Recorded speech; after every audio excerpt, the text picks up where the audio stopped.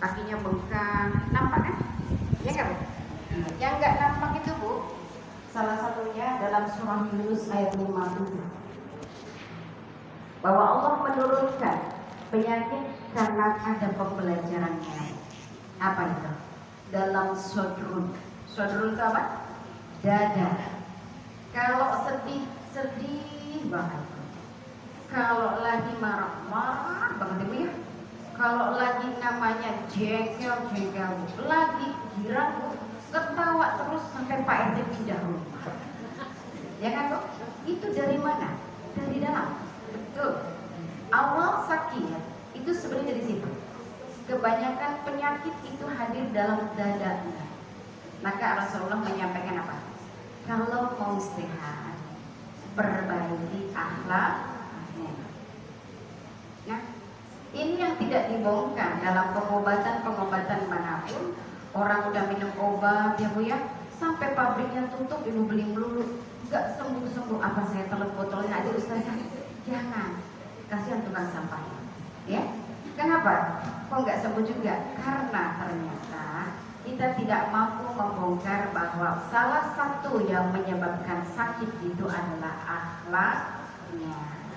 Ini kekayaan Islam. Ya, maka nanti kalau kita melihat ada ulama-ulama itu seperti universitas ya. Saya memang sama, saya jurusan sains mikrobiologi. Terus kemudian nanti ada lagi orang-orang yang memilih jurusan sendiri. Ulama umum itu. Ada nanti ulama fikih muamalah. Ada fikih tohawah. Ada fikih ibadah.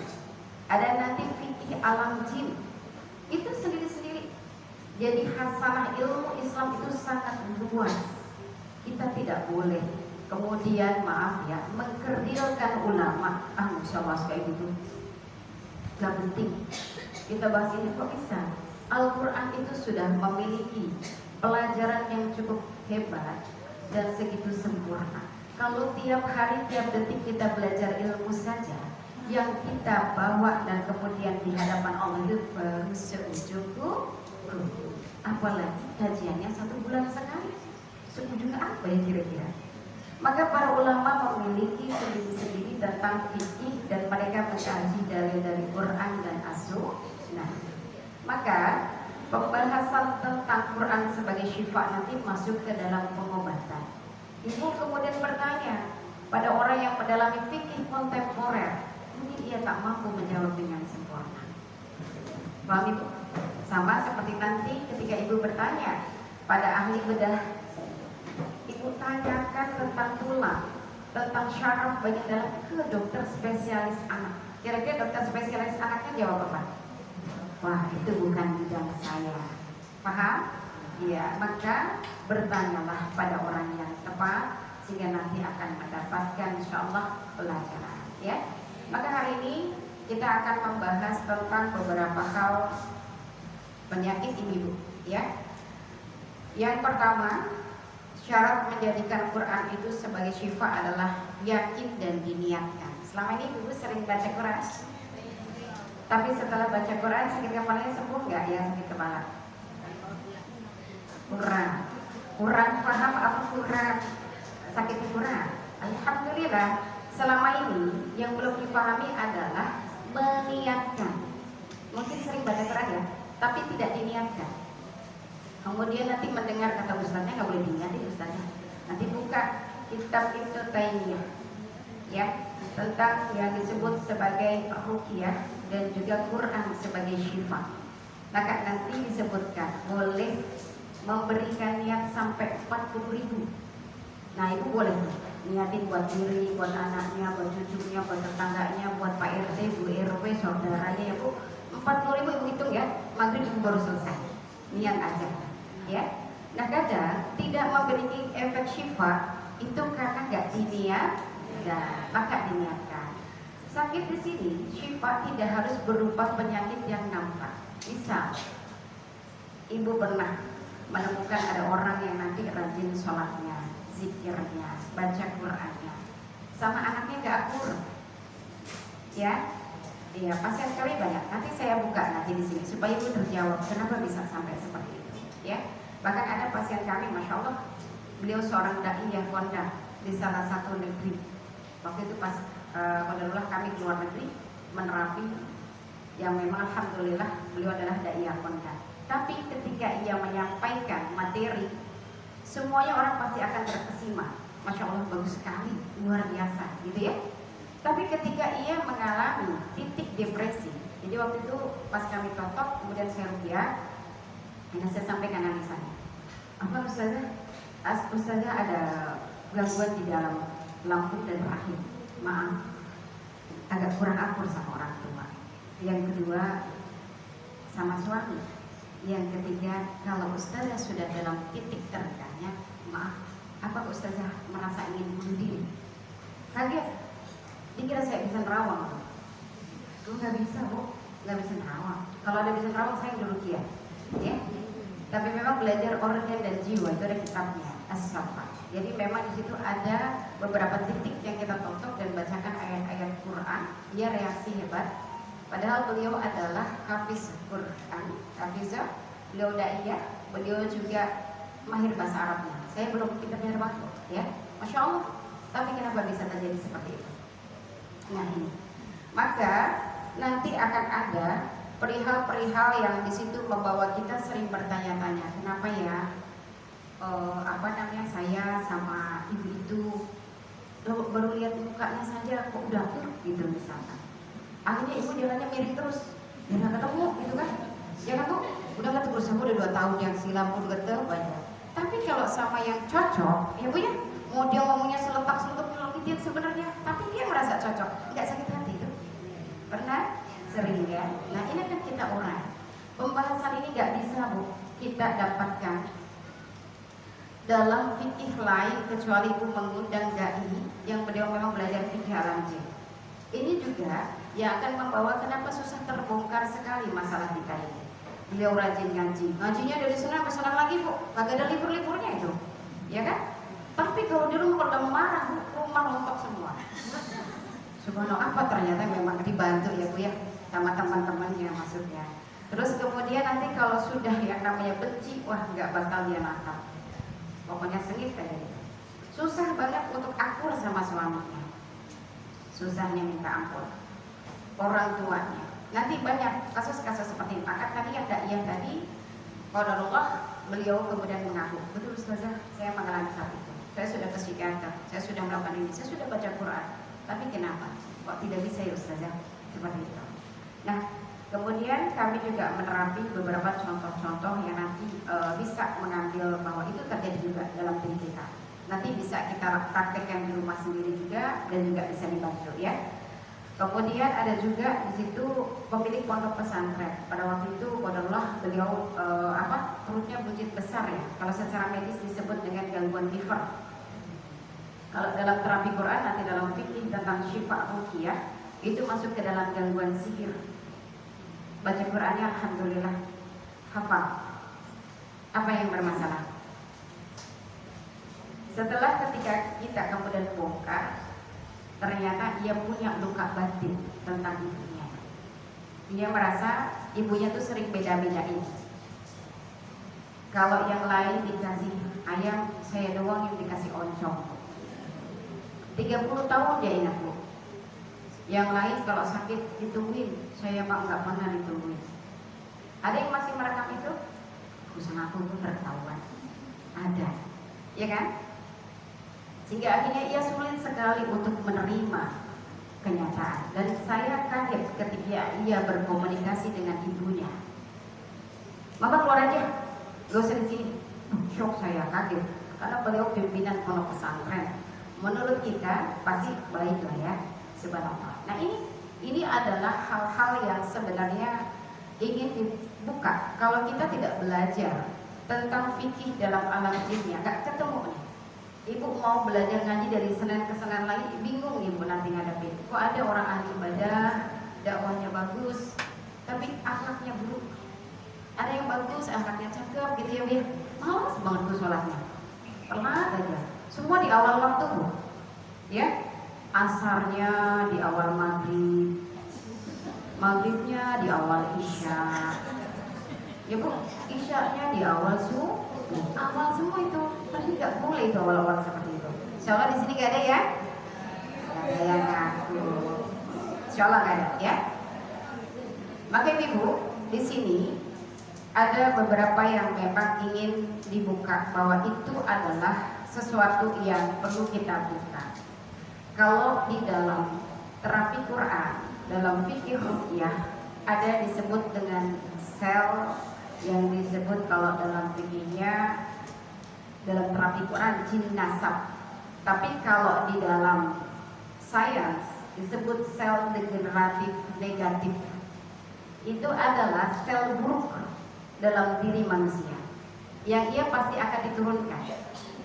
Nah, Imam Syafi'i membuka dalam kitab Tibun Nabawi bahwa sel buruk itu berawal dari kesyirikan. Ya, maka kalau sudah berbuat syirik, entah itu pakai sesajen, entah kita datangin orang pintar, tapi kita yang bodoh ya, terus kemudian minta diterawang, coba rumahku kira-kira ada isinya nggak? Ada, tempe, bacem, tahu, bacem, ibu. Kemudian kita minta diterawang. Kemudian kita pernah datang, ya saya pernah meruqyah keluarga, maaf, salah satu kiai kondang juga di satu kota, satu keluarga kesurupan semua. Beliau senior, kemudian anak dan menantunya, saya yang meruqyah. Kemudian setelah itu, ketika saya tanya, karena reaksinya pada surah-surah yang menegaskan tentang kekafiran, saya nggak percaya karena beliau punya pondok pesantren juga dan beliau adalah dai. Tapi subhanallah, ketika saya bacakan ayat-ayat beberapa kesurupan semuanya, ini saya tanya, apakah Bapak pernah membawa pengobatan ke hal yang haram? Ternyata apa? Dia diminta untuk menanam tulang babi dan kepala babi di depan rumah. Ya, kenapa? Karena ia merasa keluarganya sakit tak kunjung sembuh. Satu keluarga itu terus saja. Akhirnya ia sampai mengobati dengan berbagai macam hal. Ia datanglah kepada temannya dan kemudian diberilah salah satu syaratnya adalah menanam kepala babi dan tulang-tulangnya. Sembuh nggak? Sembuh. Sembuh, Bu. Sekarang saya tanya, mau sembuh seperti ini? Mau nggak, Bu? Oh, kalau sakit juga yang penting sembuh. Apa aja yang penting sembuh lah ya. Nah, inilah yang disebut dengan kesabaran, Bu, sodro, dada kita. Kalau lagi diuji, utamakan kesabaran dulu. Bahwa sesungguhnya dalam setiap kesabaran itu pasti nanti akan dimenangkan oleh Allah pakai cara yang benar. Pernah ngerasain sakit? Pernah ya? Saya dulu kanker 5 tahun, Bu. Kanker darah, autoimun juga. Jadi buru-buru bisa duduk, angkat pantat aja nggak bisa. 2010-2015, ya.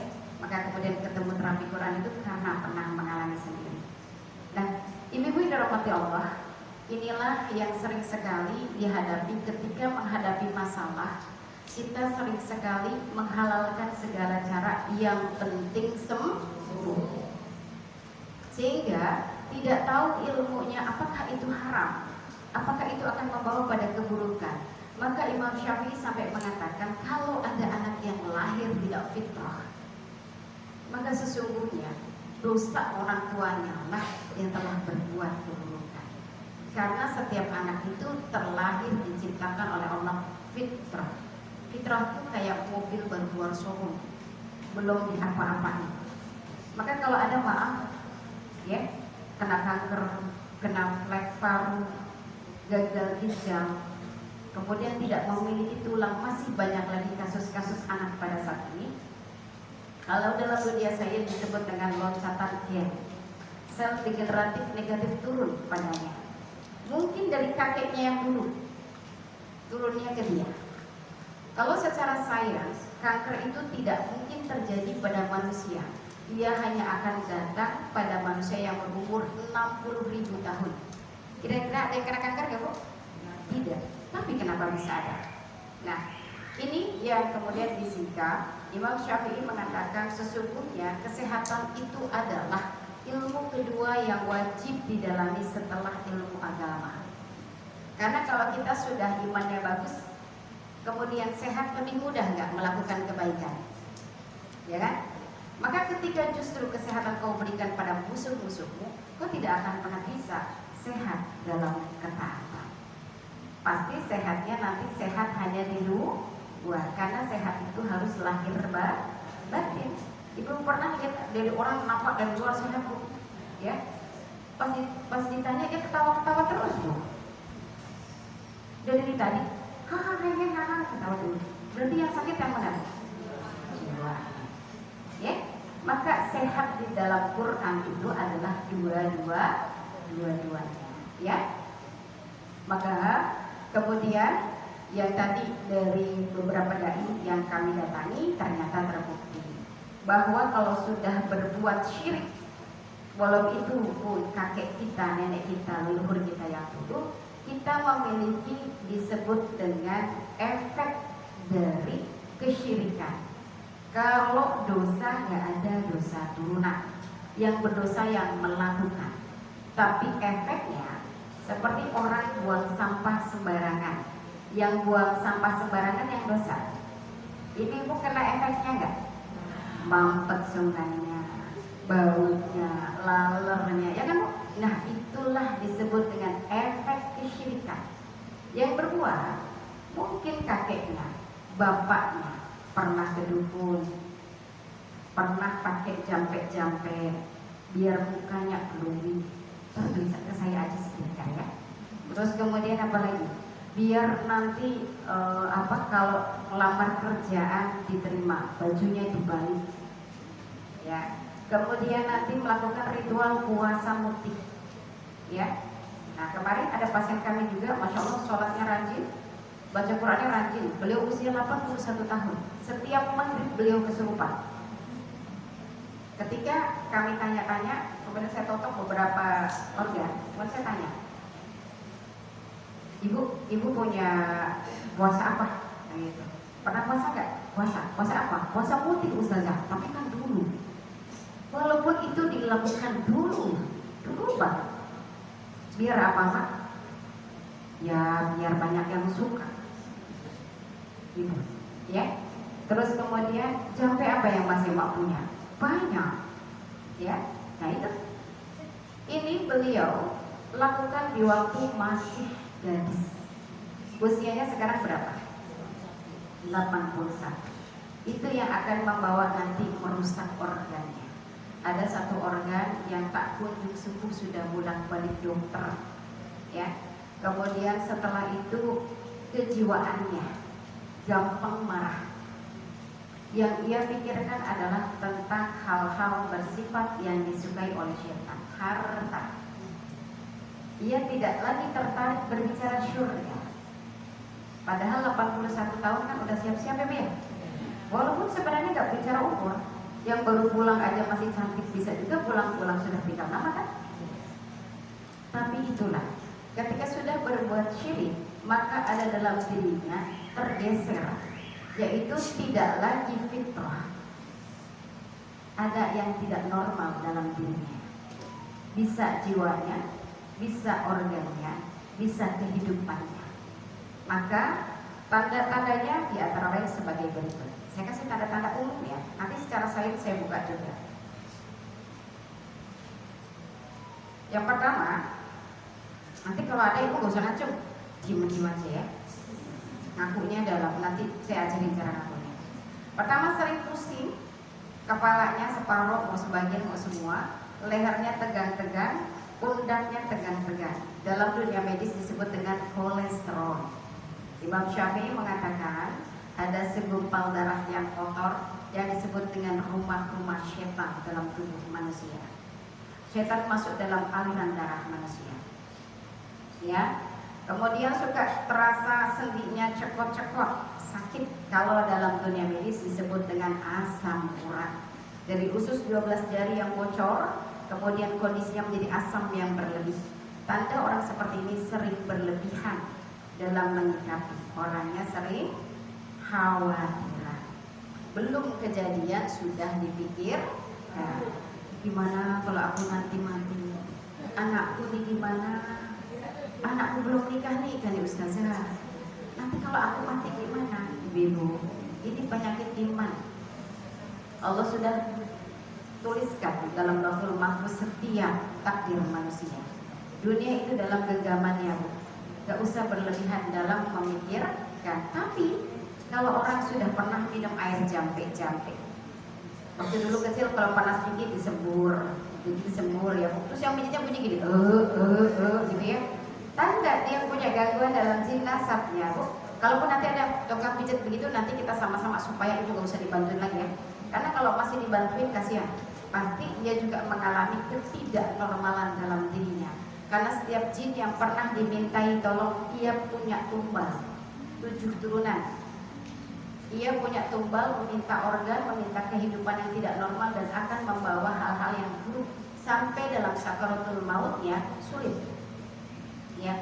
Yang berikutnya adalah dadanya sering terasa panas dan sesak dari asam lambung. Betul. Lambung adalah organ pertama yang ditusuk oleh setan ketika lahir. Maka permasalahan lambung itu bukan masalah telat makan, berlebihan menyikapi keluarganya. Suamiku, ya Allah Ustazah, saya nggak mau minta apa-apa, mau rajin aja tuh orang ya, nggak rajin-rajin, ya, Bu, kalau suaminya pengen soleh, cakep, kaya, nggak punya masalah, baik terus, tetap di surga, ya. Ibu-ibu tahu dalam Quran Siti Asia istri siapa? Firaun. Itu wanita taat level tinggi pada waktu itu. Tidak ada keimanan selevel Asia kecuali Anbiya. Perempuan itu gak ada yang jadi nabi. Settingan nabi itu laki-laki semua. Tapi ada wanita selevel Anbiya itu Siti Asia Sayyidah Maryam. Tapi cobaan keduanya. Satu suaminya Firaun, satu gak dikasih suami. Beliau seorang ustazah Sayyidah Maryam ini. Pas ia kemudian ditanamkan dalam rahimnya, kemudian ia tanpa disentuh laki-laki, karena gak ada selevel laki-laki yang pantas untuk Sayyidah Maryam pada waktu itu. Maka Allah tanamkan dalam dirinya benih. Kemudian tetangganya semuanya marah, dasar wanita jalan, dasar pelacur, sampai akhirnya semua melempari. Mungkin kalau kita tetangganya juga kita akan lempari juga ya Bu ya. Kemudian ia sampai keluar dari rumahnya sendiri. Ini tanda. Kalau orang di dunia ngikutin dalam Al-Quran, buka surah Al-Balad ayat 4. Allah sampaikan, sungguh aku ciptakan manusia dengan penuh kesusahan. Jadi isi dunia itu memang susah, penuh dengan cobaan. Kalau cobain itu di meja mata. Paham Ibu? Maka cobaan kita mungkin pasangannya belum sefrekuensi dengan ibu, anaknya. Nanti kita akan lihat dalam Quran, Nabi Nuh alaihissalam dakwah 950 tahun. Istrinya nggak ikut ya, nggak ikut takwa. Anaknya juga nggak Kanaan, ya. Kemudian di situ juga ada Nabi Lut alaihissalam. Beliau tuh dakwah Bu. Kenapa? Ya, tenang aja, tenang bisa aja ya. Ya, kemudian nanti sudah Wadarullah ya, ada yang awas masuk. Ada di dalam tas ibu ini.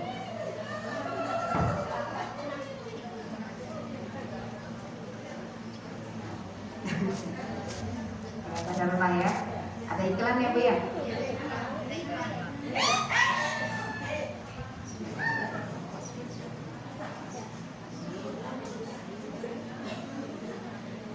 Sudah? Ya nanti bahasnya besok juga ada ya. Udah baca bismillah ya? Sudah ya Ibu? Bisa tenang lagi? Iya. Subhanallah ya. Qadarullah ada gangguan sesaat. Ya, kemudian setelah itu sampai mana tadi Bu? Sampai sesak ya. Ini caranya ada, Insya Allah ya. Kemudian ya, dakwahnya Nabi Lut alaihissalam itu mendakwahi laki-laki yang ia punya kelainan, suka laki-laki lagi. Kalau bapak-bapak beda sama kita Bu. Kita kalau lihat becok pada ketawa-ketawa ya Bu ya. Kalau bapak-bapak itu merinding Bu, jijik ya. Nah, Nabi Lut itu kalau lagi dakwah begini itu yang laki-laki pada ngiler, melet-melet, terus bibirnya dimonyong-monyongin gitu Bu.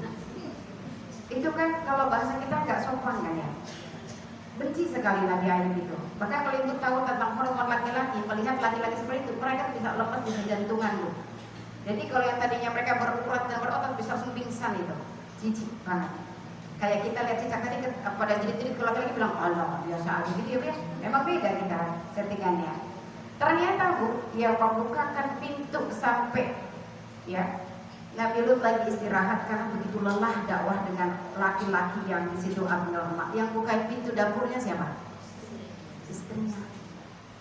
Maka jelas dalam Quran itu loh dunia.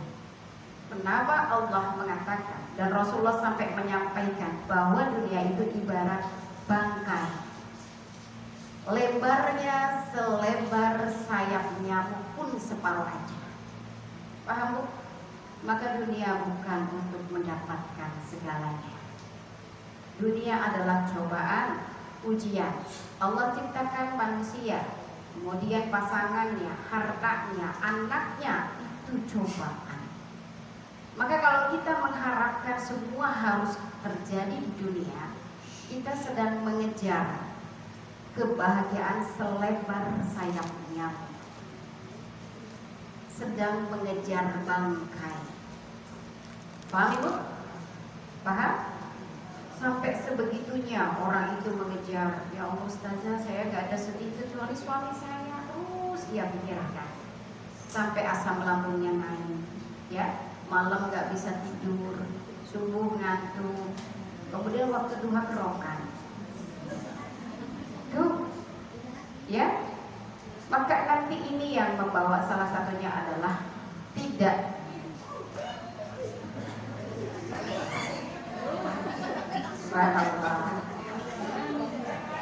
salah satunya adalah tidak siap dalam memahami konsep dunia, ya. Maka betul awal sakit adalah dari sudut dada. Maka ketika ibu dicoba dengan pasangannya, ya, saat ini yang dicoba dengan pasangannya, ada yang coba dengan anaknya, ada yang coba dengan menantunya, ada tetangganya, ada dengan siapapun. Nah, kita berarti masih di dunia. Tak perlu sedih berlebihan. Karena pelajaran tentang sakit itu berawal dari sudut. Dia menyikapi dunia berlebihan. Kalau sedih-sedih banget, marah-marah banget, jengkel-jengkel banget, gak usah. Karena ini kita masih dalam tataran mengejar sayap nyamuk. Separuh lagi, ya. Kalau saya sering melogikakan ini, kalau ada orang terlalu berlebihan menyikapi dunia, dia sedang menanyakan uang gopek kembali yang beli ketoprak kemarin. Apa? Gopek yang kemarin mana? Apaan? Kembali ketoprak. Pada ketawa kan? Kenapa ketawa? Lucu. Sama. Ketika orang bertanya kenapa ya Allah harus aku? Kenapa ya Allah suamiku harus itu? Kenapa anakku begini? Kenapa terus sampai akhirnya dia tahu kembali di bawah tanah, dia baru menyesal.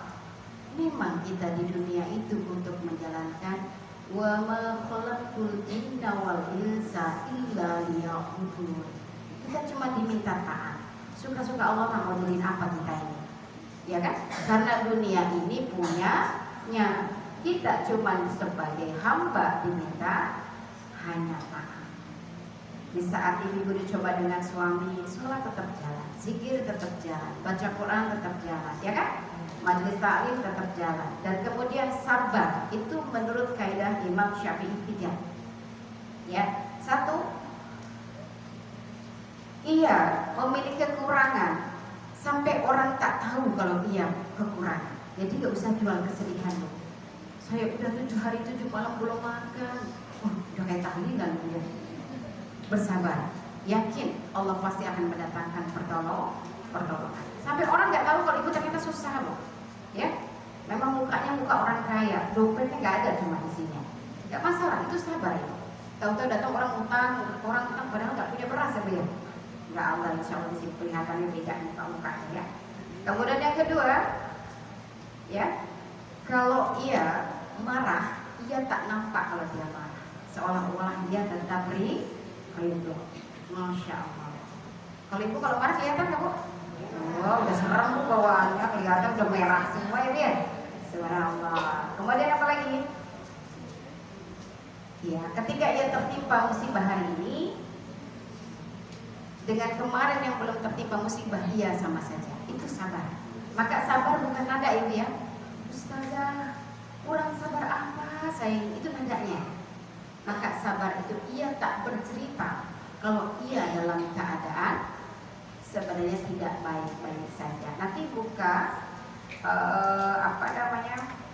Allah telah menerangkan lupa dalam ayat 1 itu ya. Salah satunya adalah wanita-wanita yang didengar oleh langit karena ia sering bercerita pada Allah ya. Maka kalau ibu curhat jangan cari manusia, cari Allah. Kecuali ibu konsultasi, silahkan cari orang berilmu. Jangan biasakan cerita ke banyak orang, itu menutup rahmat Allah, gelap hidupnya. Maka dalam kitab Ihya Ulumuddin Imam Al-Ghazali, Rasulullah mengatakan dosa mengeluh itu di atas dosa zina.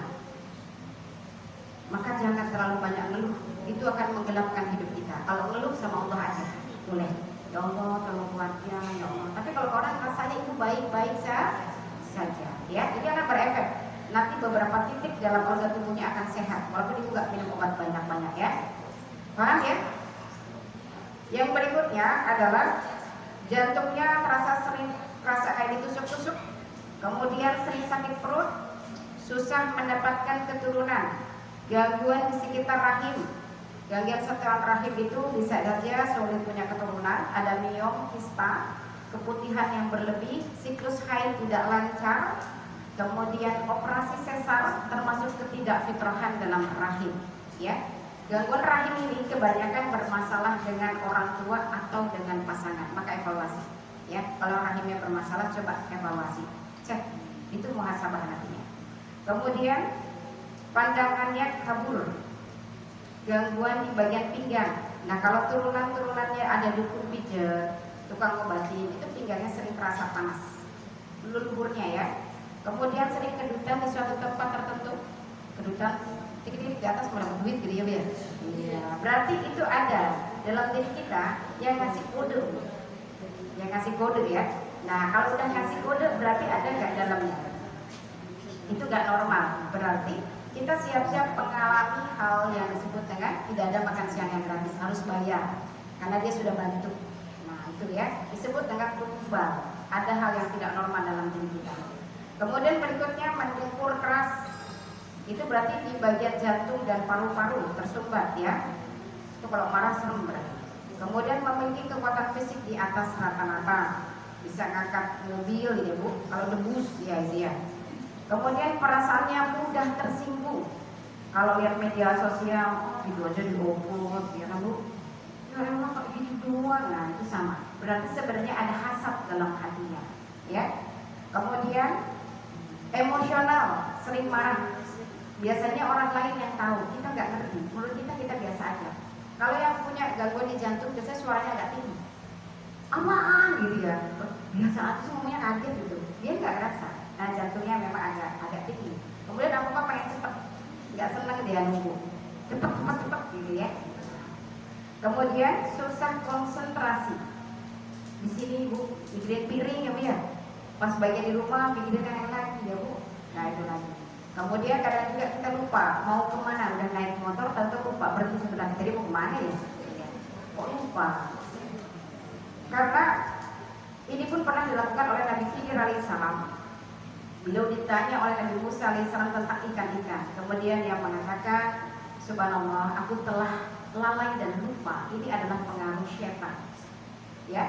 Kemudian Nabi Yusuf alaihissalam pernah bercerita pada temannya untuk meminta kabar kalau kalian keluar, tolong sampaikan tentangku pada raja. Ternyata sahabat Nabi Yusuf alaihissalam ini dilupakan oleh syaitan. Maka kalau sholat sering lupa rakaat pun itu gangguan dari jin. Ya, udah khusyuk ibu duduk lama-lama ya bu. Terakhir aja bilang gini, ini rakaat berapa ya? Jadi ya bu ya. Orang yang lihatnya wah dia khusyuk banget, padahal kayak gini ibu rokat berapa ya dia? Satu kali nggak apa-apa, setiap hari begitu. Jangan ya, karena kata Allah wasta'inu bis-sabri was-shalah. Mintalah pertolongan dengan sabar dan sholat. Maka kalau sholat saja susah untuk mendapatkan khusyuknya, gimana cara Allah akan menolong kita? Ya. Kemudian berikutnya matanya keblur ya. Nah ini pernah dialami oleh Nabi Yakub alaihissalam. Nabi Yakub alaihissalam pernah buta ya Bu ya. Nanti dalam Quran ada yang disebut dengan penyakit ain. Kata Rasulullah, umatku nanti akan mengalami gangguan ain. Hampir semuanya. Apa itu ain? Iya, bisa. Salah satunya ada tentang hasam. Yang paling nanti lebih mengerucut lagi adalah goncangan jiwa. Itu berkaitan ain. Jadi kalau sedih-sedih banget, Nabi Yakub alaihissalam sedih ya? Sedih, karena putra yang dia sayangi dihina. Hingga ia menangis terus-menerus, lama-lama matanya buta. Kemudian ia mampu melihat lagi setelah apa? Setelah ia mendapat kabar Nabi Yusuf alaihissalam masih hidup, ia diberikan bajunya. Ia cium-cium, oh ternyata ini baunya Yusuf, saya masih kenal. Kemudian di situ ada energi kebahagiaan, itu menuju titik jantung dan paru kebuka. Jadi kalau orang sering sedih, itu paru-parunya sering rusak. Maka kalau ibu nggak ngerokok kok terkena paru-paru, salah satunya suka pengen nangis, nggak tahu sebabnya apa. Sering, kok jadi pengen nangis ya? Orang mah pengen pecel Bu, ibu pengen nangis. Gak tahu kenapa gitu ya. Kalau nggak ada bercerita tentang hal yang masih sakit, itu biasanya masih nangis. Sering menangisi berlebihan itu akan mengurangi kinerja dalam paru kita, nutup titik oksigen yang ke otak, akhirnya sirkulasi oksigen darah dan suplai makanan tidak masuk ke dalam mata. Nanti terapinya bisa pakai sujudnya agak lama ya Bu. Ya kalau sujud jangan cepet-cepet, yang lama sambil doa ya. Berikutnya adalah sering kedutan, tadi udah ya. Mendekur sudah, oh iya. Berikutnya adalah sering mimpi ketemu laki-laki. Ada? Pahanya biru-biru, hijau-hijau. Terus kemudian mimpi ketemu laki-laki, maaf bersetubuh, mimpi bayi. Ya. Nah ini nanti tafsir Ar-Rum 21. Tafsir Ar-Rum 21. Ini tentang jin yang mencintai manusia. Jadi dulu Rasulullah mengungkapkan bahwa ada jin-jin itu suka dengan manusia. Dia tak mau menikah dengan sesama jin. Maka turunlah Ar-Rum 21. Ya, wa min ayatihi min khalaqalakum min anfusikum azwajan litaskunu ilaiha wa ja'ala bainakum mawaddatan wa rahmah. Allah sampaikan, aku ciptakan berpasang-pasangan dari jenismu sendiri, supaya tidak ada jin yang suka ke manusia. Ya, tapi ternyata banyak di kalangan manusia yang mengalami hal itu karena leluhurnya pernah berbuat kesyirikan, ibunya, bapaknya, atau ia pernah berinteraksi dengan hal-hal berbuat kesyirikan, sehingga akhirnya ia mengalami yang disebut dengan jin jatuh cinta. Tandanya kalau tidur biasanya mimpinya ketemu laki-laki, bersetubuh, mimpi ketemu bayi, apalagi kalau sama suami maaf agak kurang bisa akur, bahkan seringnya bercerai. Nanti buka pula Al-Baqarah 102. Ya, walaupun boleh bercerai nanti ada suratnya dalam surah At-Tolak, boleh ya, ada. Tetapi kalau di keluarga kita ada yang mengalami hal itu atau kita sendiri, nanti kita putus di kita aja Bu. Jangan nurun lagi ke anak-anak kita ya. Iya, pengen gak? Yang buruk-buruk udah jangan diwarisin Bu. Ya, cukup sampai di sini aja. Nah itu kalau dalam dunia medis gak bisa. Semua penyakit turunan tak bisa disembuhkan menurut sains.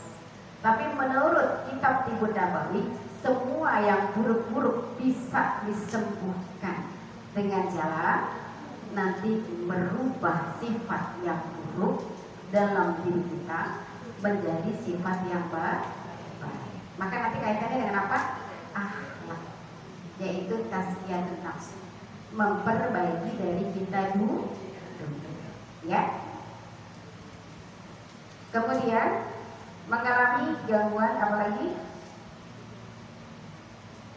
susah tidur atau banyak tidur. Nah ini Salah satu sebab kanker sebenarnya adalah susah mendapatkan kualitas tidur yang baik. Jadi makin malam makin terang bu, apalagi nonton YouTube. Ya bu, pas jam 3 bu, aduh udah mulai ya bu ya. Pas azan subuh makin rapet. Pagi-pagi kerokan, nggak ada usahanya di sini kerokan, nggak ada yang ngaku.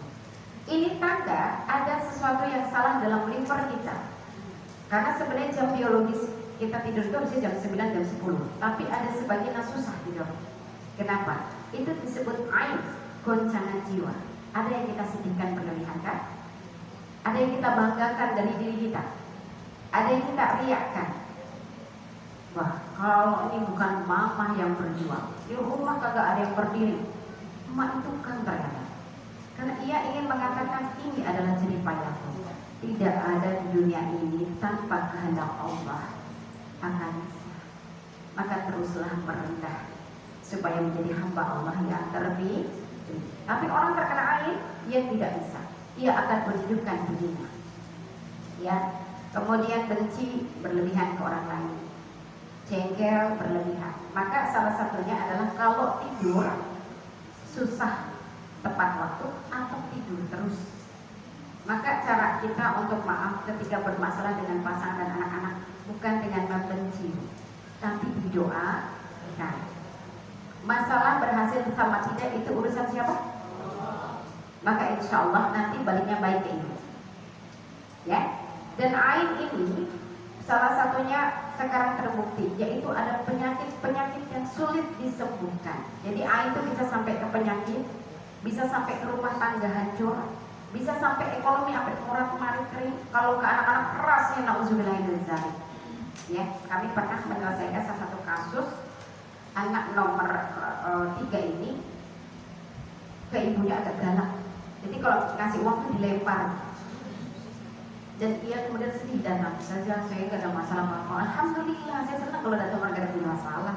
Jadi kita bisa ngobrol-ngobrol ya, tapi usahanya pakai kaki ternyata. Anak saya aja yang ketiga, berapa usianya? Sekarang sudah 35. Ini kalau kasih uang dilempar usahanya. Kalau nyuruh marah-marah. Anak yang lain enggak. Kita coba mereka harus cari akarnya, evaluasi. Karena hampir semua dosa-dosa kita masa lalu kita panen saat ini. Tapi masih mending daripada kita panen nanti di akhirat berat. Akhirnya kita coba buka. Ibu pernah nggak mengharapkan anak laki-laki? Karena ada yang perempuan semua. Oh iya, pengen banget punya anak laki-laki. Pengen banget. Terus kira nggak bu pas lahir? Wah kira banget Ustaz. Nah, kebahagiaan yang berlebihan terhadap apapun memunculkan aib.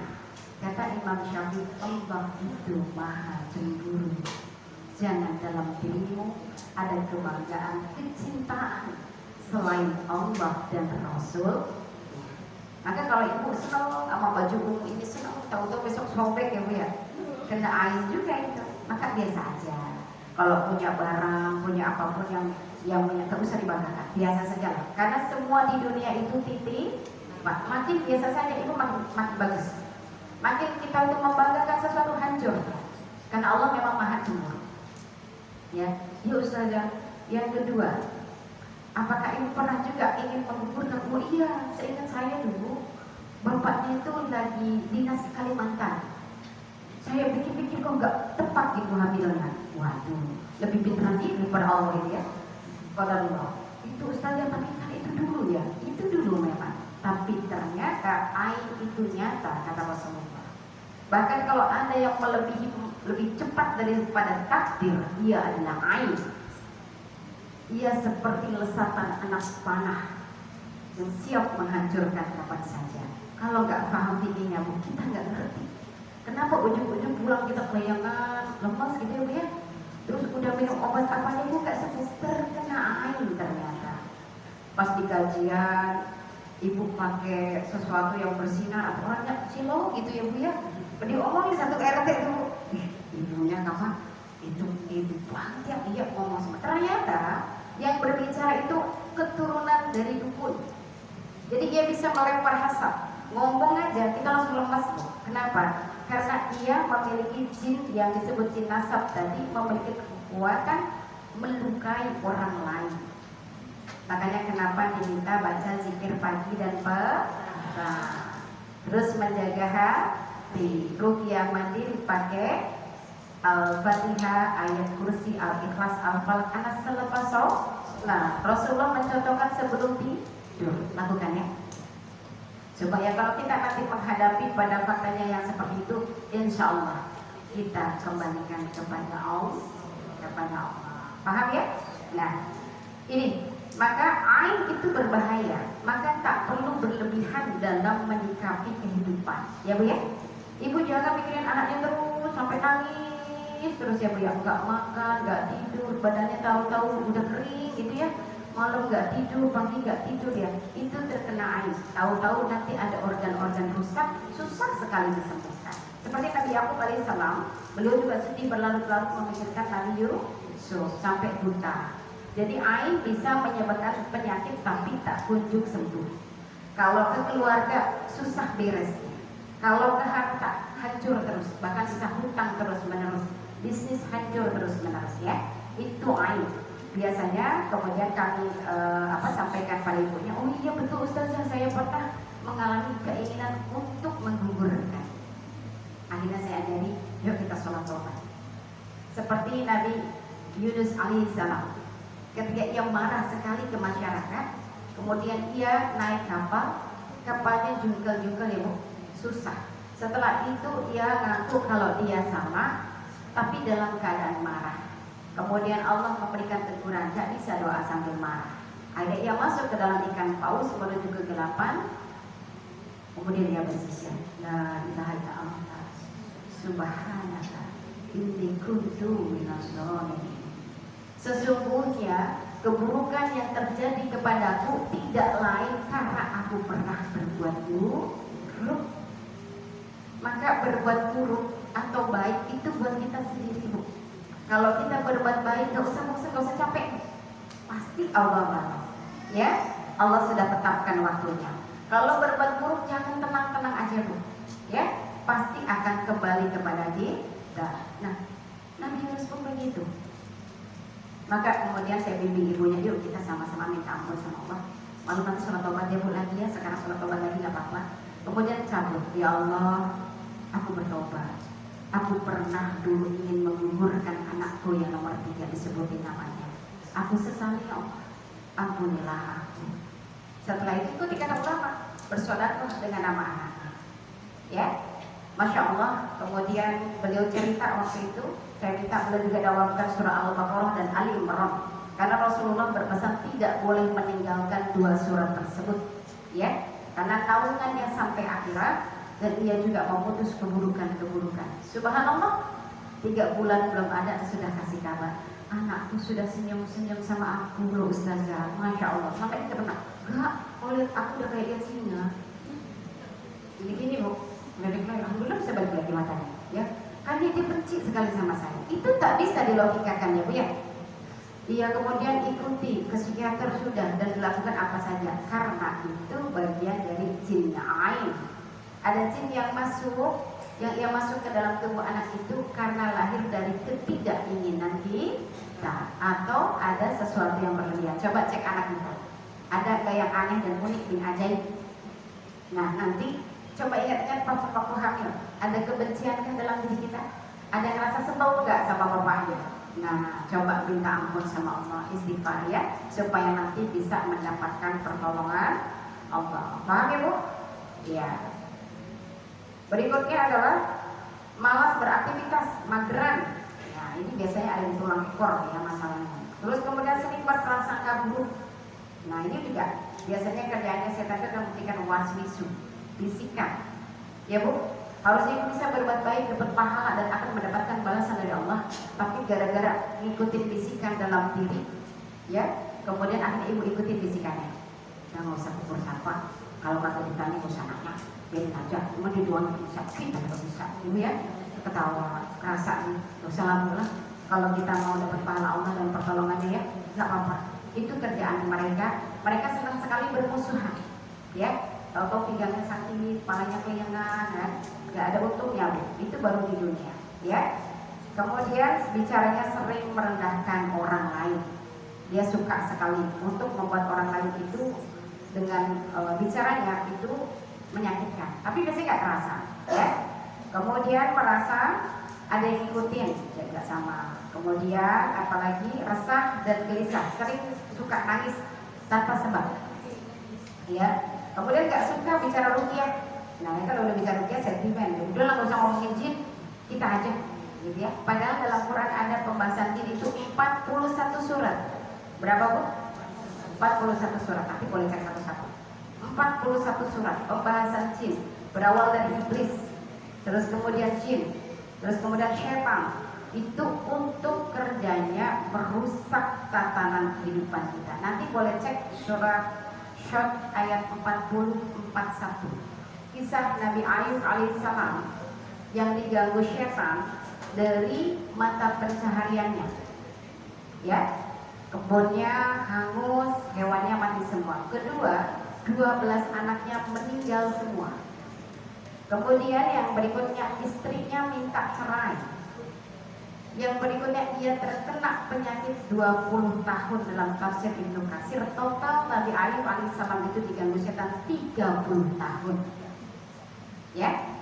Maka ungkapan setan itu gak kayak di film Susana. Enggak. Kan film Susana kan serem ya, iya lebih daripada itu, tapi ada juga yang menampakkan. Ia bisa merusak tatanan kehidupan keluarga kita. Entah kenapa anak kita benci banget sama kita. Katanya ibu pilih kasih. Padahal ibunya ngerasa semua yang dia lakukan diperjuangkan untuk anaknya.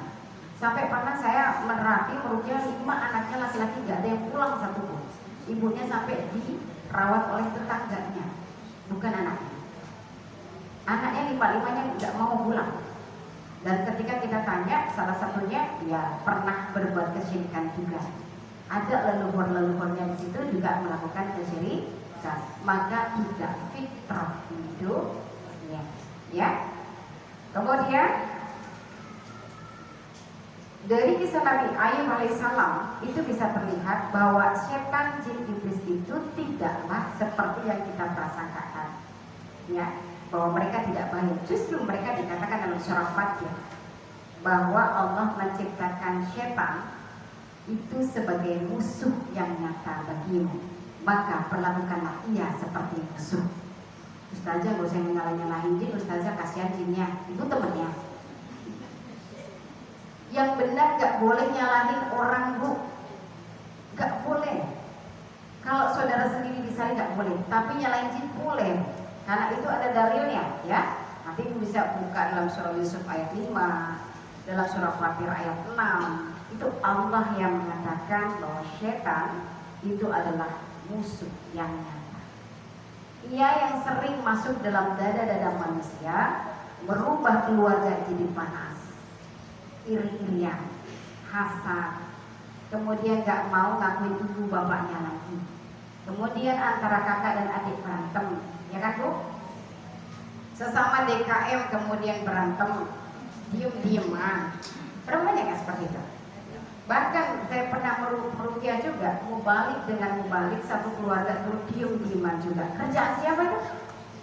Nah, sholatnya jalan, jalan, zikirnya jalan, jalan, majelis taklimnya jalan semua.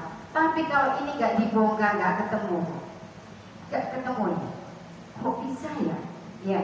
Maka nanti ada 2 ukurannya. Kalau orang itu mengalami gangguan tadi, beberapa ciri itu ada dalam diri kita, maka kita memiliki sel degeneratif negatif yang itu akan turun pada anak-anak kita. Ibu-ibu, ke depan itu zaman fitnah lebih keras daripada sekarang. Kalau kita meninggalkan anak-anak turunan kita yang di dalamnya sudah ada benih-benih jin yang itu siap menjadi pasukan Dajjal, pas nanti fitnah Dajjal itu lebih serem, lebih dari COVID. Orang akan minta sembuh gimana caranya, karena memang nanti cobaannya kelaparan dan penyakit. Dan kemudian Rasulullah mengungkapkan hanya orang yang berzikir yang ia kemudian bisa diberikan oleh Allah tahan dari kelaparan.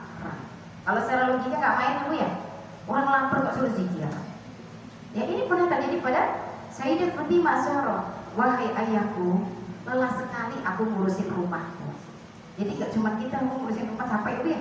nggak kelar-kelar lihat tumpukan cucian ya Bu ya. Sama Sayyidah Fatimah pun sama. Sampaikanlah pada Ali, aku membutuhkan kodimah, pembantu. Ternyata Rasulullah tidak memberikan pembantu, tapi ia mengajari berzikir. Subhanallah, walhamdulillah, wala ilaha illallah, Allahu akbar, wahai Fatimah. Bacalah ini sebelum tidur. Nanti saya kupas sedikit kaitannya nanti ada dengan sains, zikir dengan sains ya.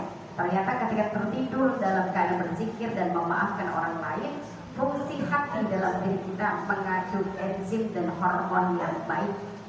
Maka insya Allah ketika nanti bangun ia bisa seger.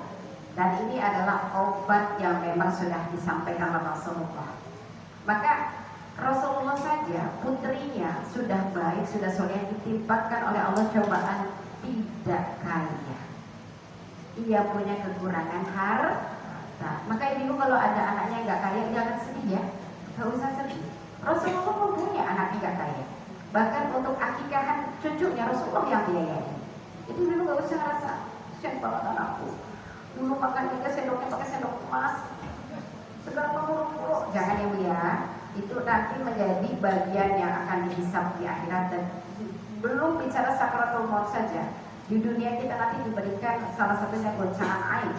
Sel-sel tubuh kita tidak akan bisa sehat. Dikit-dikit sakit, dikit-dikit sakit. Atau nanti seperti bola salju yang siap-siap bisa membesar. Tahu-tahu penyakitnya meledak. Kondisinya nggak stabil. Bahkan saya pernah mengalami menemukan pasien juga 2 tahun yang lalu sehat. Pas datang dokter tahu sendiri Bu, ternyata ia mengalami goncangan tentang takdir yang nggak kuat. Ya, maka mulai hari ini benahi anak-anak kita cukup dengan iman. Paham Bu? Ya, dengan iman. Itu warisan para anbiya. Maka kalau ibu sering ngaji, alhamdulillah. Bismillah, niatkan ya Allah ini jadikan bagian warisan untuk anak-anakku ya, supaya nanti anaknya juga menjadi anak-anak ahli ilmu. Jadi ketika menghadapi cobaan apapun ia bisa melihat dari ilmunya. Paham ya Bu ya? Maka yang berikutnya ibadahnya sering buru-buru, lupa rakaat, lupa sujud, kentutan. Ya Bu ya? Iya. Baru wudhu kentut ya Bu, wudhu kentut, enggak wudhu nggak kentut, udah lah nggak usah wudhu aja, habis nggak kentut mulu gitu ya Bu. Jangan ya Bu, terusin lagi aja. Kita menang-menangan, siapa di antara kita menang? Dan pokoknya keluar-keluar juga maju aja. Merasa semua ya. Itu ada di dalam lampu, namanya jin kafir ya. Itu biasanya ditandai dengan kalau wudhu kentutan, wudhu kentut, bahkan kalau lagi sholat kentut. Tapi nanti ada kaidah fikih, kalau kentutnya kecil-kecil waktu sholat diteruskan aja. Itu memang gangguan jin. Kecuali yang gede banget Bu, dibakar. Oh bagi saya itu kecil Ustazah. Waduh, nanti beda lagi. Kalau kecil-kecil, kecil gitu ya. Nah itu karena memang gangguan. Ruqyah ya Bu, ruqyah. Jadi gak usah takut untuk meminta ruqyah. Kenapa? Rasulullah sakit di ruqyah oleh malaikat Jibril. Kemudian Sayyidah Aisyah sakit di ruqyah oleh Rasulullah. Hasan Husain di ruqyah juga. Sahabat ada yang ahli Quran, tapi ia sering sekali dalam sholatnya itu melamun dan ngelantur. Kemudian ditepuk dadanya oleh Rasulullah untuk diruqyah. Ia muntah dan kemudian setelah itu ia tak bermasalah. Kemudian ada seorang anak kecil nangis. Kemudian di situ Sayyidah Aisyah mengatakan, ruqyah anakmu. Sesungguhnya kau ada yang tidak kau ketahui tentangnya. Ya. Maka yang tidak boleh disebutkan dalam hadis kalau ada yang minta ruqyah ia nggak bisa masuk surga tanpa hisab adalah ruqyah sirriyah. Apa Bu? Ruqyah syirik. Nah itu nggak boleh. Apa tandanya kalau ruqyah syirik? Ibu bisa diterawang. Yang ngerjain ibu tuh tetangga ibu nomor 43, bajunya abu-abu, ada pohon mangga 2, sendal jepitnya oranye. Lengkap Bu ya, radarnya CCTV-nya hebat. Itu dia pakai jin tuh, dia pakai kodam pendamping namanya. Ya, karena kalau ibu untuk berobat, ia sampai tahu sedetail itu tidak mungkin. Berarti ada yang lain dalam dirinya. Kecuali ia adalah masyarakatnya Nabi Sulaiman, para anbiya. maka boleh, ia memang diberikan pilihan. Tapi kalau kita nggak bisa, kalau kita bisa lihat saja perlu dirugi, berarti ada temennya di dalam. Kok bisa sampai bisa melihat yang lain? Paham? Maka ibu nggak usah diminta untuk diterawang, dilihat, ataupun nanti nyari-nyari orang indigo, Indomie aja, kenyang, ya? Indigo itu bukan kelebihan bu, ia gangguan. Ia masuk turunan-turunan dari leluhurnya yang dukun karena bertapa. Maka ia memiliki konsentrasi yang tinggi yang bisa melihat alam jin. Ya, jin itu disebut dengan goib tapi bukan mutlak. Dia goib nisbi. Maka goib nisbi nanti banyak dalam hadis. Para sahabat pun banyak bercerita tentang jin. Paham ya?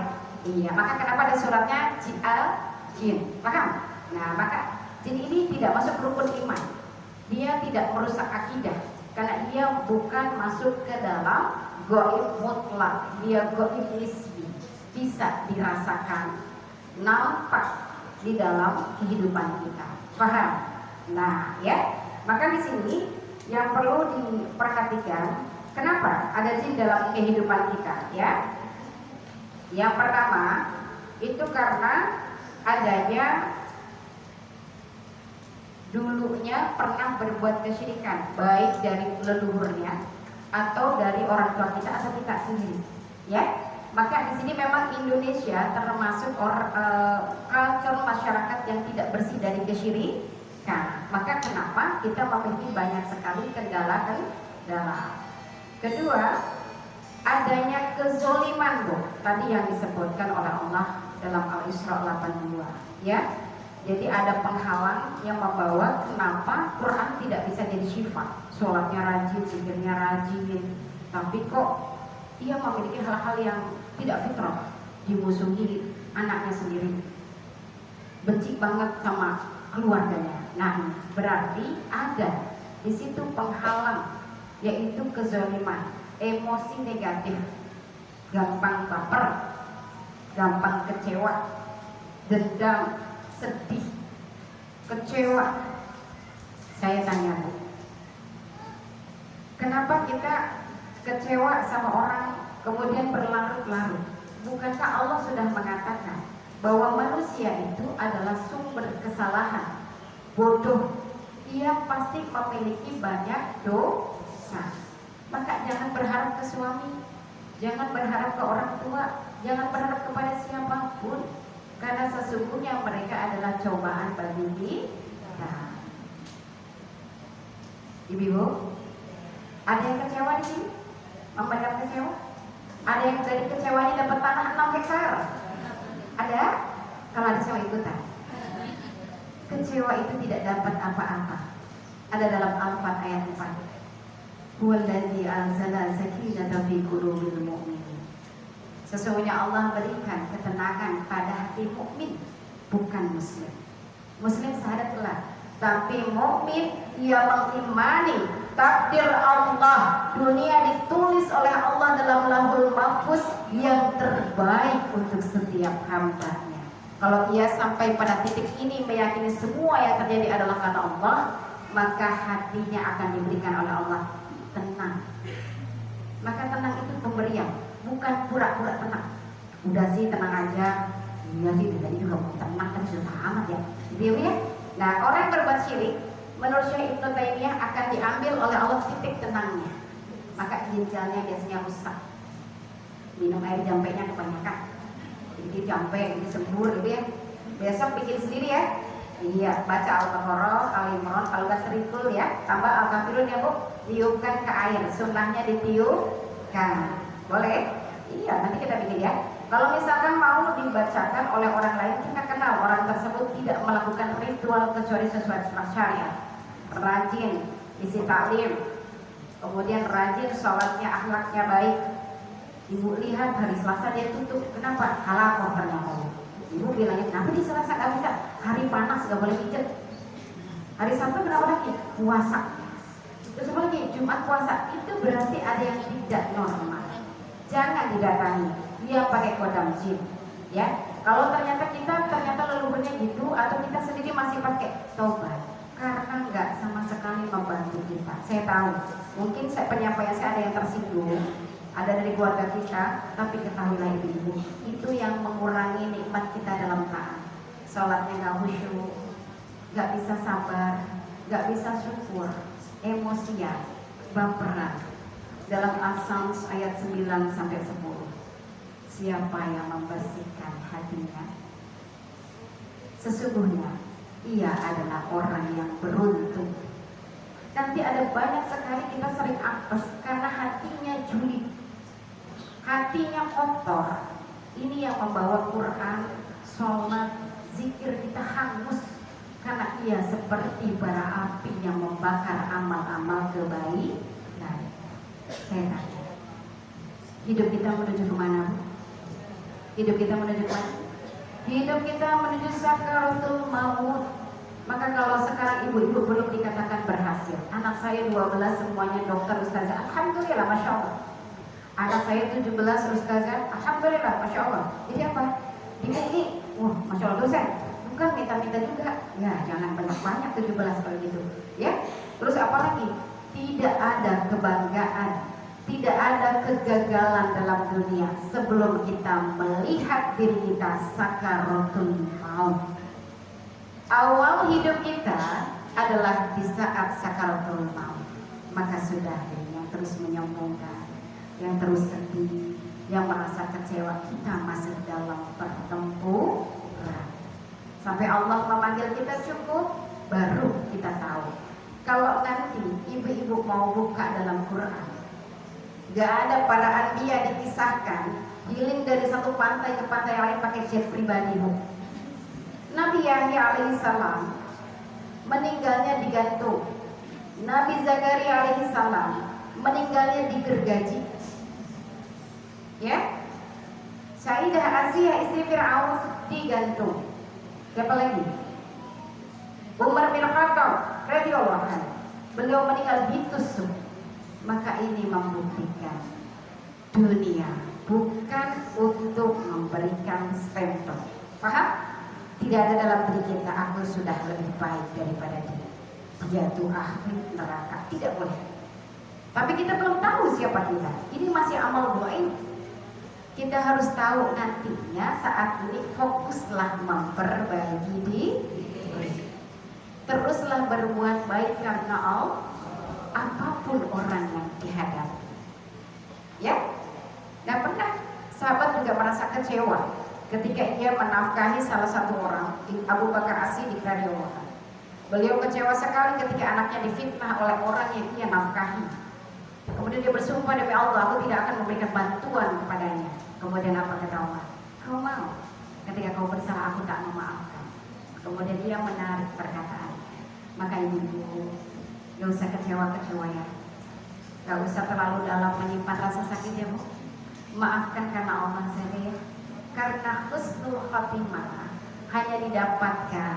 Nanti ibu boleh buka kitab Ihya Ulumuddin karya Imam Al-Ghazali. Rasulullah berpesan, orang yang mendapatkan husnul khotimah, malaikat cek hatinya dulu pas sakaratul maut. Ada nama tertinggal gak, Bu, di situ? 7 turunan gak bakal aku maafin.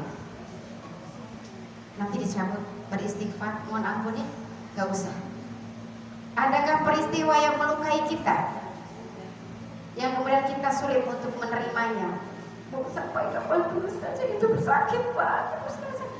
Ketahuilah, kita masih di dunia ini. Berarti hak siapa kalau di dunia? Kata Allah, dunia punyaku, akhirat kau mau apa? Maka kalau mau apa nanti di akhir. Kalau sekarang kita cuma diminta nurut-nurut aja, maka yang diuji dengan suaminya nggak basah. Tetap bersabar, doakan yang baik-baik ya, Bu. Tak perlu dibuka di media sosial, hapus semua. Gak usah ceritain ke semua sampai Pak RT apal itu apa curhatan itu. Pak RT-nya berpindah, capek curhat mulu ibu, ya, Bu ya. Gak usah bercerita ke banyak orang tentang masalah kita. Kenapa? Sayang pahala. Puasnya 5 menit, Bu. Naasnya bisa bertahun-tahun, bahkan sakaratul mautnya nauzubillah min dzalik bisa sampai su'ul khotimah. Kenapa? Karena mengimani takdir itu rukun iman, gak boleh cacat, dia harus sempurna. Paham? Maka yang punya luka-luka, maafkan Allah aja ya, gak perlu kita umbar, gak perlu disampaikan di siapapun. Hari ini minta ampun sama Allah, ditarik semua.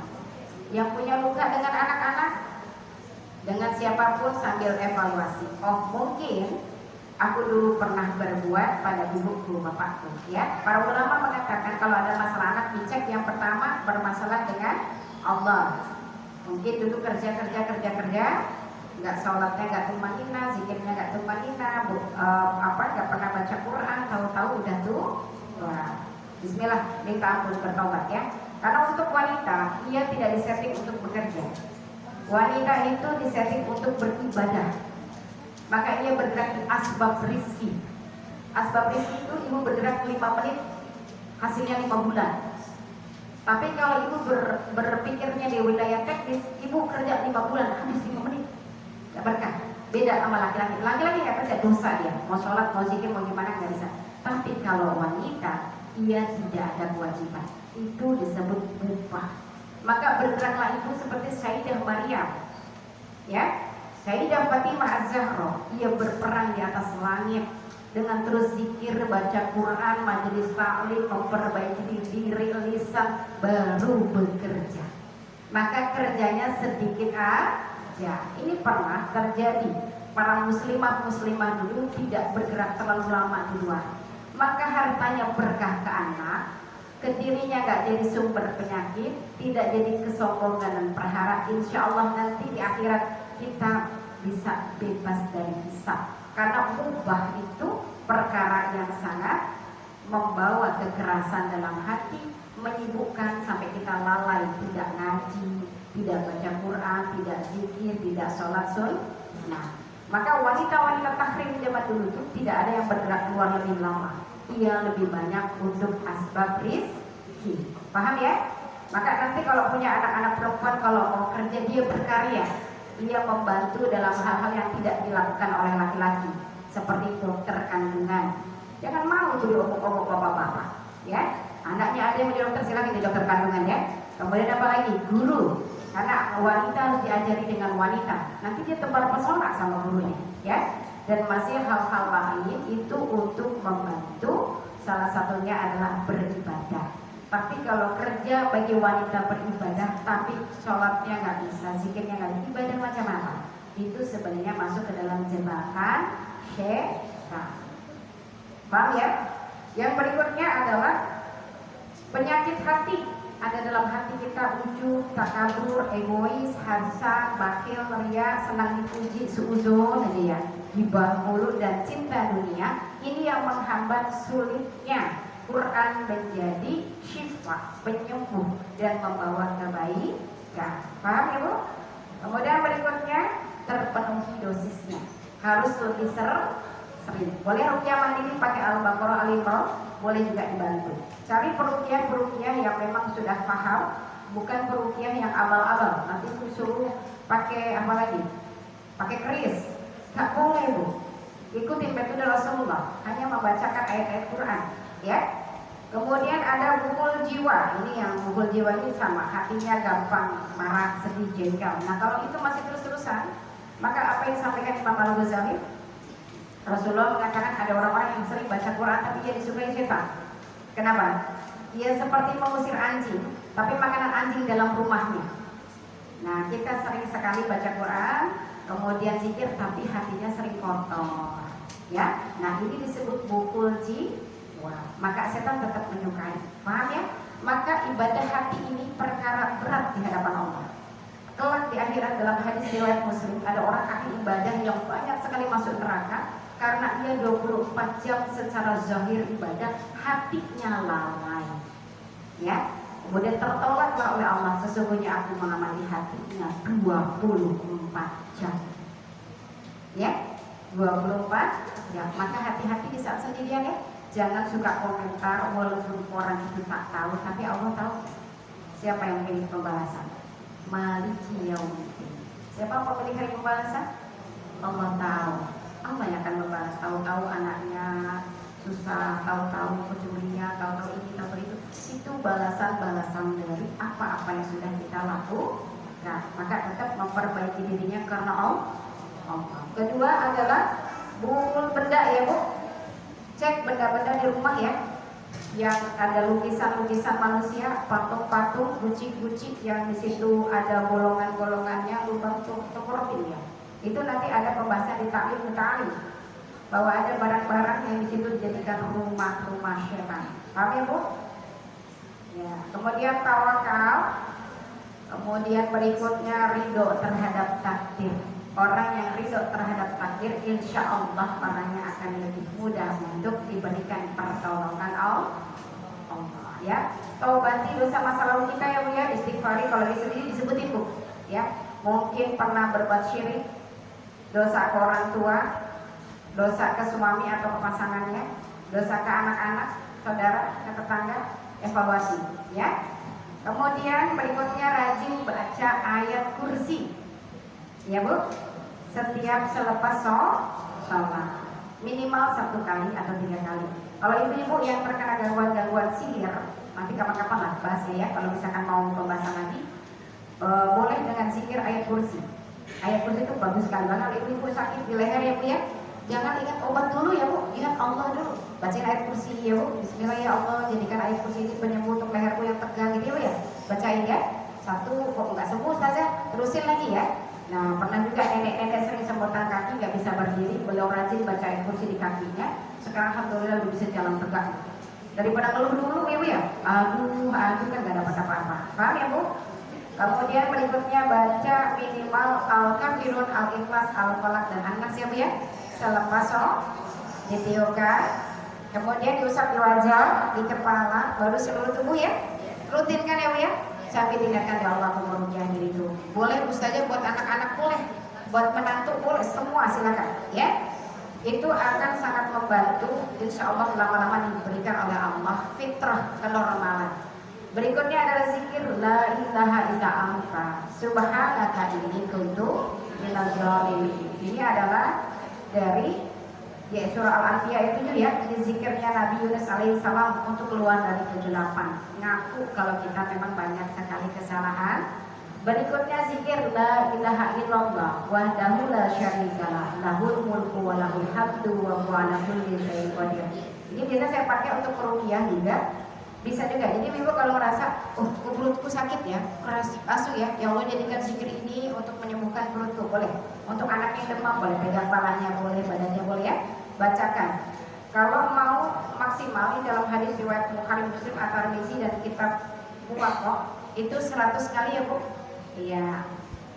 Pagi dan petang. Sering baca zikir pagi petang kan? Iya. Nanti sampai baca jangan sampai ngantuk ya Bu. Iya. Diresapi, dipahami. Nah, kemudian yang berikutnya adalah baca surah Al-Baqarah, Al-Imran. Janganlah kalian jadikan rumah-rumah kalian seperti kuburan. Sesungguhnya setan itu akan lari dari rumah yang sering dibacakan surah Al-Baqarah. Hadis riwayat Muslim. Kemudian Imam Ahmad juga meriwayatkan, bacalah surah Al-Baqarah karena kelak nanti ia akan menjadi syafaat di hari kiamat. Dicicil boleh. Kalau punya gangguannya banyak, ada yang tidak normal dalam keluarganya, baca setiap hari sekali duduk. Ya, sekali duduk. Itu panjang terus kan? Tapi manfaatnya Bu, berkah rumah tangga, berkah rezeki, berkah anak, berkah sehat dalam takwa dan juga susah untuk diberi sihir ya. Nah, kemudian bekam dan konsumsi herbal. Nah, ini biasanya pada takut ya. Karena belum paham. Bekam itu dasar perintahnya ketika Rasulullah Isra Mi'raj ya. Dan bekam itu kaitannya nanti juga selain darah-darahnya akan lebih segar, dia tak lupa rukaat ya. Berikutnya herbal, bisa pakai garam. Kalau yang sering mengalami guncangan kayak kurang tenang gitu ya, boleh pakai madu dan mengkudu. Kecuali yang tekanan darah rendah nggak boleh ya, dicampur. Bisa pakai daun kelor, bisa pakai daun garam. Kita juga ada beberapa contoh sampel yang nanti dibawa oleh tim kami ya. Ada minyak ruqyah, ada juga beberapa minyak syaraf yang di situ kita gali dari Quran Sunnah dan juga dari ruqyah. Nah, yang terakhir adalah bersedekah. Menyelesaikan masalah bersegeralah dengan sedekah. Bersegeralah dari sedekah, sebab bala bencana tidak pernah bisa mendahului sedekah. Ya. Kemudian di sini juga sedekah menolak 70 macam bala dan bencana. Yang paling ringan adalah penyakit kulit. Nah, kalau ada penyakit kulit gak sembuh-sembuh, itu paling rendah dengan cara bersedekah. Kebanyakan orang karena gangguan jin asal itu bakhil, pelit ya, takut sekali terhadap harta, cinta terhadap harta. Sehingga kalau suruh sedekah dia mikir gitu, kayak mau apa? Kayak dia itu merasa bakal hilang. Padahal kalau sedekah itu pasti akan dikembalikan sama Allah, ya. Nah, maka salah satunya penyembuh dalam Quran untuk sehat dalam takwa adalah dengan bersedekah. Ya, kurang lebih itu. Sedangkan berkaitan dengan akarnya, nanti jin itu ada yang dari keturunan, ada dari kita, kesalahan kita sendiri. Jadi memang setan masuk berkaitan dengan dosa. Makin sering kita berbuat dosa, makin gampang dia masuk dalam diri kita, ya. Ain, adanya kegoncangan jiwa. Maka disikapi dunia itu harus biasa aja, BB aja, ya. Yang terakhirnya itu ada sihir. Sihir ini nanti surah Al-Falaq dan surah An-Nas. Ada sihir-sihir turunan. Nah, kalau dulu-dulunya berbuat syiriknya akut, maka biasanya dia 7 turunannya terkena sihir semua. Misalkan kalau kena darah tinggi semua, Bu. Disebut dengan apa, Bu? Penyakit turunan. Atau punya perceraian, cerai semua nanti sama. Atau ada yang cacat semua, ya. Nah, itu namanya sihir nasab. Nah, nanti bisa diperbarui dengan tadi beberapa yang sudah disebutkan dan diawali dari diri kita dulu. Paham? Ada yang bertanyakan? Sudah siang ya? Sudah selesai? Ya? Silakan saya.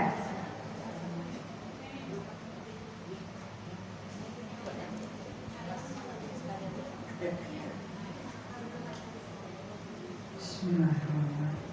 Assalamualaikum warahmatullahi wabarakatuh. Terima kasih pada Bu Ustazah atas pencerahannya. Bu Ustazah, biasanya kita tuh di rumah ada foto-foto keluarga. Itu bagaimana Bu Ustazah? Terus suka ada guci kan suka pajangan itu. Apakah perlu ditungkuratkan atau bagaimana? Ya. Terima kasih. Wassalamualaikum warahmatullahi wabarakatuh. Baik. Waalaikumsalam warahmatullahi wabarakatuh. Semoga Allah memberikan berkah rahmat dan kebaikan-kebaikan semua untuk ibu dan keluarga, ya. Yang pertama untuk foto itu fikihnya ada 2. Yang membolehkan karena dia tidak dilukis. Kalau dalam hadis yang tidak boleh itu dilukis. Jadi jangan dilukis. Karena dalam hadis kelas yang dilukis itu akan Allah panggil yang melukisnya, ya, maka nanti pun rumahnya tidak didatangi oleh malaikat. Cek semua hewan-hewan di rumah nggak boleh, Bu. Celengan bentuk hewan, boneka-boneka yang nggak kepake kasih ke orang aja. Spray bentuk Hello Kitty dan sebagainya itu karakter. Ya, kalau sakit suka ngelawan. Nah, banyak kejadian dalam kami mentalkin pasien-pasien yang meninggal, mereka tuh dulunya baik-baik, tapi setelah sudah masa tua itu nanti ditampakkan, ya. Seperti salah satunya ada juga yang di situ nggak mau baca Quran. Pada dulunya dia rajin, nggak mau sholat. Nah, ini kenapa? Kok ada seperti ini? Ternyata dia pernah berbuat kesyirikan di masa lalu, ya. Dan salah satunya juga adalah dengan meminimalisir di rumah.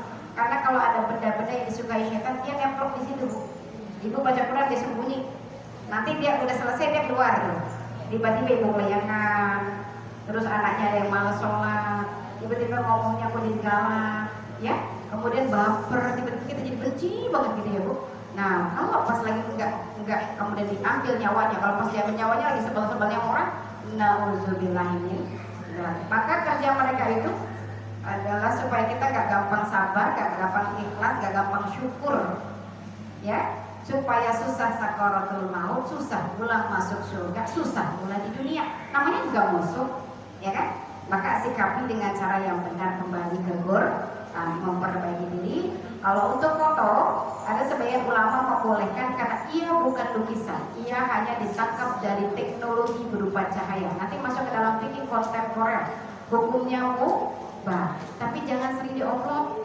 Apalagi sampai melihatnya bangga, cakep banget aku ini. Suamiku beruntung sekali dapat aku yang musibah. musibah. Nah ini memunculkan ain diri. Makanya ibu kalau ngobrol foto pasti yang cakep kan? Gak ada yang mau ngobrol yang jelek, ya kan bu? Supaya decak kagum. Nah ini ain terhadap diri. Tiba-tiba sakit kepala pindah ya bu ya, layangan lemes tiba-tiba sama itu bagian dari ain ya. Maka kalau saya sarankan rumah kosongin aja bu, ya kosongin aja, banyakinlah di situ yang bersifat ini aja lah, yang apa netral aja ya. Semua lukisan itu tidak diperkenankan. Lukisan apa aja? Hewan-hewan, terus kemudian hutan-hutan itu biasanya ada dalam diri kita. Mungkin kita nasab yang pernah di hutan dulu, jadi senang kalau lihat hutan. Maka kebanyakan sifat kita itu juga ada jinnya. Salah satunya ada orang alergi nasi. Kalau makan nasi dia lehernya sakit, karena leluhurnya memang puasanya nggak makan nasi. Pati geni namanya.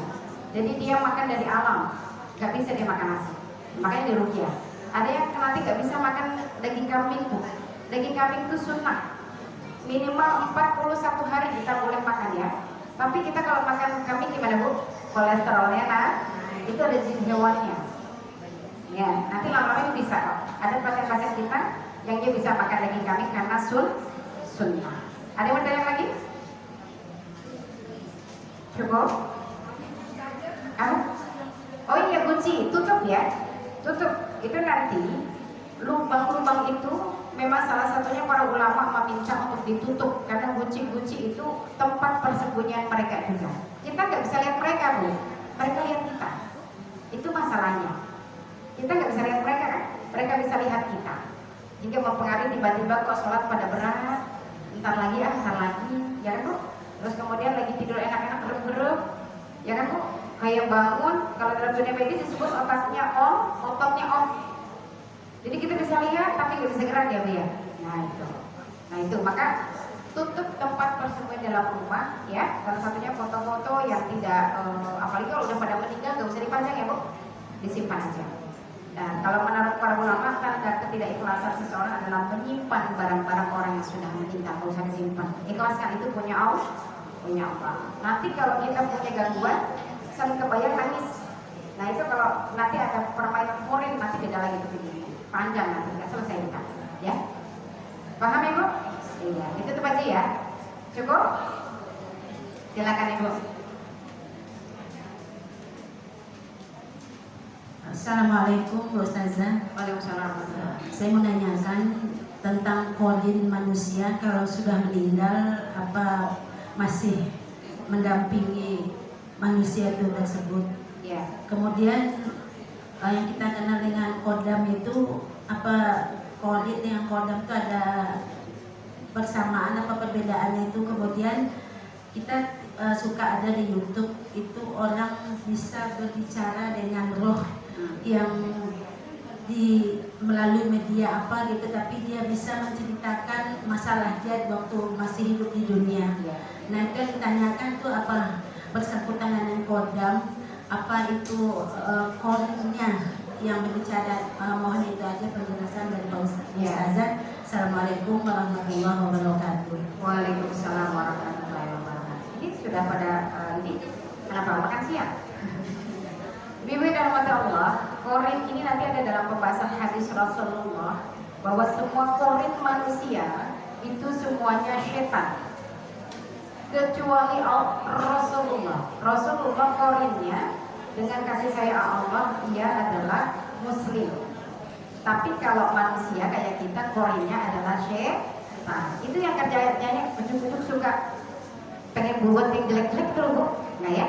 Maka kalau imannya kuat, ilmunya banyak, dan dia terus melakukan ruqyah mandiri, nanti yang bisik-bisik di sebelah kanan, kata Syekh Ibnu Qayyim al-Jauziyah itu bisikan malaikat.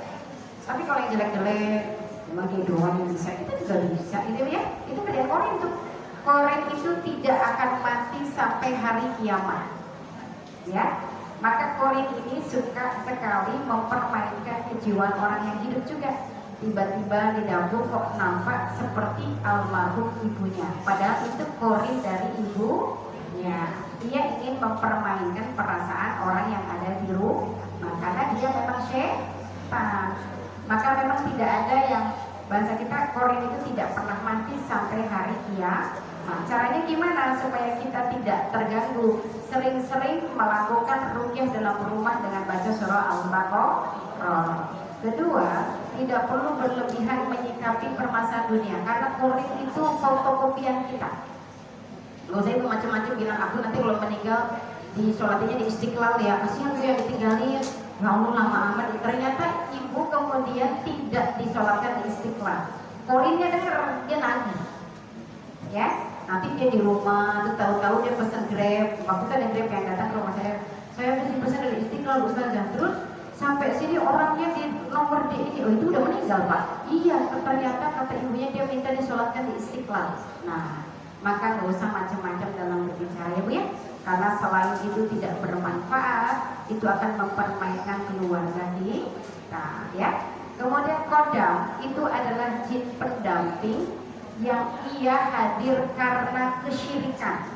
Ibu kemudian pijet ke tempat yang bunyi masuk kodam jin, tiba-tiba malas sholat, tiba-tiba di situ lupa rokaat, datang ke dukun, kemudian besok suruh puasa, ya Bu. Kemudian baca surat ini, tapi bacanya nanti sambil dibalik-balik ada aja. Itu pakai ritual. Atau dulu kakek neneknya memang punya jadi jawara di Banten, ya kan? Jadi Demak, jadi camat, jadi jenderal. Dia pakai biasanya singa dan sejenisnya supaya keren.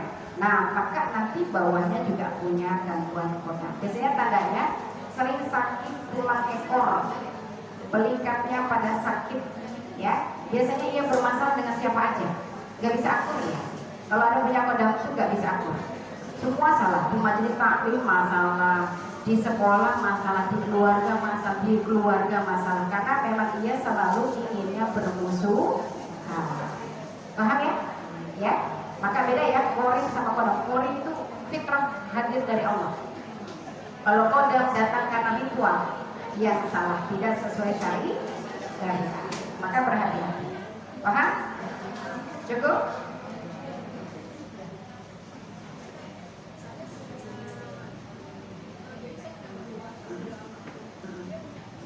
Ya. Waktu pas lagi masih hidup, almarhumah itu suka nyimpan keris itu ada di bantalannya dan anakannya. Kalau misalnya kerisnya itu miring sedikit, itu suka pusing. Gimana baiknya ya Ustaz? Soalnya saya juga sekarang udah nggak tahu lagi kerisnya itu ada di mana. Iya. Saya takutnya itu nanti ada dampaknya ke anak saya, karena kan itu mertua saya. Betul, ada dampaknya menerima Syafi 7 turunan nantinya. Ya, kalau keluarga kita punya keris, punya ritual-ritual, orang dulu semua pada punya ya Bu ya. Nah, nanti biasanya, maka pernah kami meruqyah salah satu orang yang Masya Allah ibadahnya bagus sekali. Maaf ya, anaknya murtad sampai belum nangis. Kenapa bisa seperti itu? Karena ternyata setelah kita cek kakeknya dia, jadi bapaknya yang perempuan ini punya keris juga, keris Bali pada waktu itu, dan dia cuma dilihatkan.